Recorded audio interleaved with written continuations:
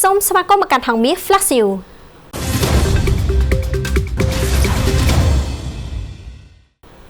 រំជួយដីកម្រិតធ្ងន់នៅភូមាក៏ក្រើកដល់បាងកកនិងរំញ័រផ្នែកខ្លះនៅកម្ពុជារំជួយដីនៅតំបន់ភាគកណ្ដាលប្រទេសភូមាធ្វើឲ្យរលំអគារមួយចំនួននៅទីក្រុងបាងកកប្រទេសថៃនិងមានរំញ័រផ្នែកខ្លះនៅក្នុងប្រទេសកម្ពុជាដូចជាភ្នំពេញក្រុងប៉ោយប៉ែតនិងខេត្តព្រះសីហនុគ្រោះរំជួយដីកម្រិតខ្ពស់នេះបានកាត់ឡើងផ្ទួនគ្នាពីរលើកនៅក្នុងប្រទេសភូមាក្នុងកម្រិត 7.7 រិចទ័រម្ដងនិង 6.4 រិចទ័រម្ដងនៅរសៀលថ្ងៃសុក្រទី 28 ខែមីនាឆ្នាំ 2025 នេះបណ្ដាលឲ្យអគារខ្ពស់នានាយករង្គើនិងធ្វើឲ្យមនុស្សរាប់ពាន់នាក់រត់ភ័យស្លន់ស្លោជាខ្លាំងចេញពីអគារដែលឡែកនៅកណ្ដាលទីក្រុងភ្នំពេញប្រទេសកម្ពុជាវិញក៏មានការផ្អើលថាមានរង្គើអគារខ្ពស់មួយចំនួននៅតំបន់ខណ្ឌ7មករានិងខណ្ឌដូនពេញបុគ្គលិកបម្រើការងារនៅក្នុងអគារបាននាំគ្នារត់ប្រញាយពេញដងផ្លូវដោយខ្លាចបង្កគ្រោះថ្នាក់ជាយថាហេតុណាមួយកើតឡើងនៅតំបន់ប៉ោយប៉ែតក៏មានការភ្ញាក់ផ្អើលអំពីការប៉ះពាល់ដោយការរំជួយដីនេះដែរប៉ុន្តែនៅមិនទាន់មានរបាយការណ៍អំពីគ្រោះថ្នាក់នៅឡើយទេដែលឡែកនៅក្រុងព្រះសីហនុវិញក៏មានប្រជាពលរដ្ឋមួយចំនួនភ្ញាក់ផ្អើលអំពីគ្រោះរំជួយដីនេះដែរទីតាំងធំចំនួន4កន្លែងបានញ័រប្រមាណ5នាទីកាលពីវេលាម៉ោង 2:30 នាទីចំពោះរលកទឹកសមុទ្រវិញក៏មានរលកបក់ខុសពីធម្មតាផងដែរស្ថានភាពនៅកម្ពុជាក៏ត្រឹមម៉ោង 3 រសៀលថ្ងៃនេះនៅមិនទាន់មានទីតាំងណាមួយរងគ្រោះពីគ្រោះរំជួយដីកម្រិតខ្ពស់ដែលមិនធ្លាប់មានស្ថិតនៅតំបន់អាស៊ីនោះទេយោងទៅតាមភ្នាក់ងារភូតគាមសាស្ត្រអាមេរិកនិងមជ្ឈមណ្ឌលភូមិសាស្ត្រ GFZ របស់អាល្លឺម៉ង់បានឲ្យដឹងថាគ្រោះរំជួយដីនេះបានកាត់ឡើងចំនួន2លើកគឺមានជម្រៅចុះទៅក្នុងដី10 គីឡូម៉ែត្រដោយមានចំណុចផ្ដើមនៅភាគកណ្ដាលប្រទេសមីយ៉ាន់ម៉ាចម្ងាយប្រហែល50 គីឡូម៉ែត្រភាគខាងកើតទីក្រុងម៉ូនីវ៉ាភ្លាមនោះក៏មិនទាន់មានរបាយការណ៍អំពីការខូចខាតនៅក្នុងប្រទេសមីយ៉ាន់ម៉ានៅឡើយទេប៉ុន្តែបើយោងទៅតាមការបង្ហោះនៅលើបណ្ដាញសង្គមមួយចំនួនបានបង្ហាញថាអគារខ្លះបានបាក់រលំគួរឲ្យតក់ស្លុតបំផុតគ្រោះរំជួយដីនេះទៀតសោតគឺធ្វើឲ្យរំជួយដល់ប្រទេសចិនផងដែរជិះម៉ូតូសណ្ដោងរមករវល់ងាកមើលក្រោយរេចង្កូតធ្លាក់ស្រះស្តុកលាមកជ្រូកលងស្លាប់3នាក់មនុស្ស3នាក់នៅក្នុងចំណោម5នាក់បានស្លាប់យ៉ាងអនាថធមក្រោយពីអ្នកបើកម៉ូតូសណ្ដោងរមករវល់ងាកមើលក្រោយហើយក៏រេចង្កូតធ្លាក់ស្រះទឹកស្តុកលាមកជ្រូកជម្រៅ8ម៉ែត្រតាមរបាយការណ៍របស់នគរបាលបានឲ្យដឹងថាហេតុការណ៍នេះបានកើតឡើងកាលពីថ្ងៃទី 27 ខែមីនាវេលាម៉ោងប្រមាណ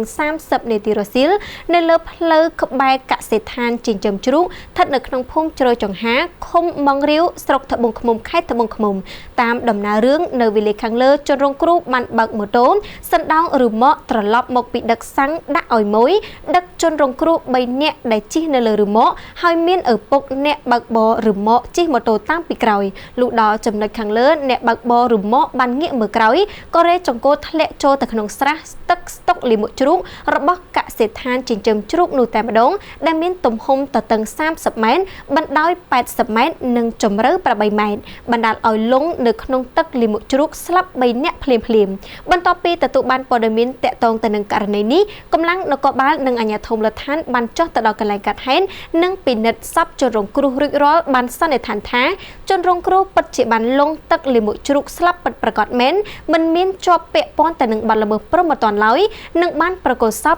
ជូនគ្រួសារធ្វើបុណ្យតាមប្រពៃណីពលរដ្ឋជិត300គ្រួសារនៅក្រុងដូនកែវស្នើឲ្យអាជ្ញាធរផ្លាស់ប្ដូរទីតាំងចាក់សម្រាមជាង2ឆ្នាំមកហើយតែគ្មានដំណោះស្រាយដោយសារតែមិនអាចទ្រាំបានទៅនឹងក្លិនស្អុយចេញពីគំនរសម្រាមនិងផ្សែងដុតសម្រាមប្រជាពលរដ្ឋប្រមាណជិត300គ្រួសាររស់នៅក្នុងភូមិ3សង្កាត់រកាក្រៅក្រុងដូនកែវខេត្តតាកែវបាននាំគ្នាតវ៉ាស្នើសុំអាជ្ញាធរជួយអន្តរាគមន៍ផ្លាស់ប្ដូរទីលានចាក់សម្រាមមួយកន្លែងដែលត្រូវបានគេស្គាល់ថាជារបស់សេវាករឈ្មោះលឹមសុខាតំណាងប្រជាពលរដ្ឋលោកឆឹងកំឆនបានប្រាប់អ្នកសារព័ត៌មានថាទីលានចាក់សម្រាមនេះបានបង្កផលប៉ះពាល់យ៉ាងខ្លាំងទៅដល់ប្រជាពលរដ្ឋព្រះសង្ឃបណ្ដាលមកពីក្លិននៃការដុតគំនរសម្រាមដោយគ្មានឡត្រឹមត្រូវជាពិសេសពេលដុតសម្រាមម្ដងប្រជាពលរដ្ឋមិនអាចនៅផ្ទះបានទេ បើតាមប្រភពដដែលនោះបានអះអាងថាពួកគាត់បានផ្តិតមេដៃតាំងពីដើមឆ្នាំ2023ម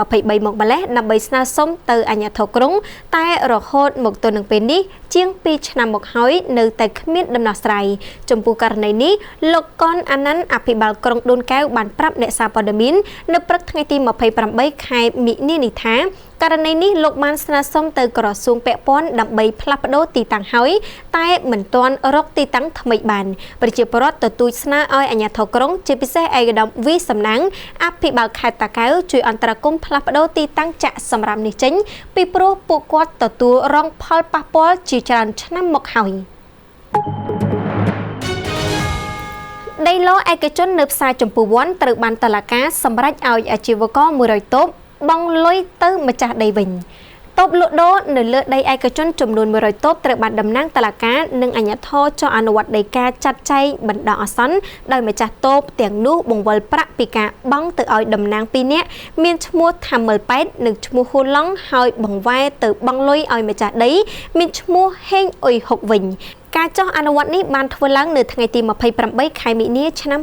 2025នៅលើផ្លូវជាតិលេខ4នៅក្នុងភូមិចម្ពោះវ័នទី1សង្កាត់ចំចៅខណ្ឌពោធិ៍សែនជ័យរាជធានីភ្នំពេញសមត្ថកិច្ចបានបញ្ជាក់ថាទីតាំងដែលត្រូវអនុវត្តនោះមានស្តង់លក់ដូរផ្លែឈើនិងបន្លែជិត100កន្លែងរាល់ពេលថ្ងៃនិងយប់ដែលបង់ប្រាក់ឲ្យបរិសុទ្ធ2នាក់នោះអស់រយៈពេលជាង2ឆ្នាំមកហើយប៉ុន្តែចំពោះម្ចាស់ដីដែលមានសិទ្ធិចូលកាន់កាប់ថ្មីនេះក៏បានបន្តកិច្ចសន្យាជួលឲ្យអាជីវករចាប់ពី3ឆ្នាំទៅ5ឆ្នាំម្ចាស់ទីតាំងក៏បានបញ្ចុះតម្លៃ 20% តែអាជីវករទាំងអស់ត្រូវបង់ប្រាក់ឈ្នួលឲ្យបានទៀងទាត់ចាប់តាំងពីពេលអនុវត្តនេះតទៅម្ចាស់ផ្សារថ្មីក៏សន្យានឹងសាងសង់ហេដ្ឋារចនាសម្ព័ន្ធនិងសេវាបម្រើទៅដល់អាជីវករឲ្យកាន់តែប្រសើរឡើងផ្លូវជាតិលេខ71សេនឹងសម្ពោធបើកឲ្យប្រើប្រាស់នៅថ្ងៃទី11ខែមេសាមុនចូលឆ្នាំខ្មែរគម្រោងសាងសង់ផ្លូវជាតិលេខ71សេមានប្រវែងសរុបជាង110គីឡូម៉ែត្រដែលតភ្ជាប់ចេញពីផ្លូវជាតិលេខ71ត្រង់ចំណុចផ្សារចំការលើស្រុកចំការលើខេត្តកំពង់ចាមឆ្លងកាត់ស្ពានស្ទឹងត្រង់រហូតដល់ស្រុកក្រូចឆ្មាទៅកាន់ភូមិសាស្ត្រខេត្តត្បូងឃ្មុំហើយផ្លូវនេះស្ថិតនៅក្រោមហិរញ្ញប្បទានសម្បទានពីរដ្ឋាភិបាលនៃសាធារណរដ្ឋប្រជាមានិតចិនដែលក្រុងនឹងសម្ពោធឲ្យប្រជាពលរដ្ឋប្រើប្រាស់នៅថ្ងៃទី11ខែមេសាឆ្នាំ2025ក្រោមអធិបតីភាពដ៏ខ្ពង់ខ្ពស់របស់សម្ដេចមហាបវរធិបតីហ៊ុនម៉ាណែតនាយករដ្ឋមន្ត្រីនៃព្រះរាជាណាចក្រកម្ពុជាអាដាមខាន់ម៉ាណេរដ្ឋលេខាធិការក្រសួងសាធារណការកាលពីថ្ងៃទី27ខែមិនិនាឆ្នាំ2025បានដឹកនាំគណៈប្រតិភូក្រសួងសាធារណការចូលរួមពិនិត្យទីតាំងសម្រាប់ត្រៀមរៀបចំពិធីសម្ពោធបើកឲ្យប្រើប្រាស់ជាផ្លូវការនៅគម្រោងសាងសង់ផ្លូវជាតិលេខ71សេដែលដឹកនាំដោយឯកឧត្តមអភិសន្តិបណ្ឌិតយូសុនឡុងរដ្ឋមន្ត្រីប្រតិភូអមនាយករដ្ឋមន្ត្រីនៅក្នុងគោលបំណងធានាឲ្យដំណើរការកម្មវិធីខាងលើអាចប្រព្រឹត្តទៅបានដោយរលូនតាមផែនការដែលបានគ្រោងទុកសូមអរគុណលោកអ្នកចំពោះការគាំទ្រហងមាស Flash News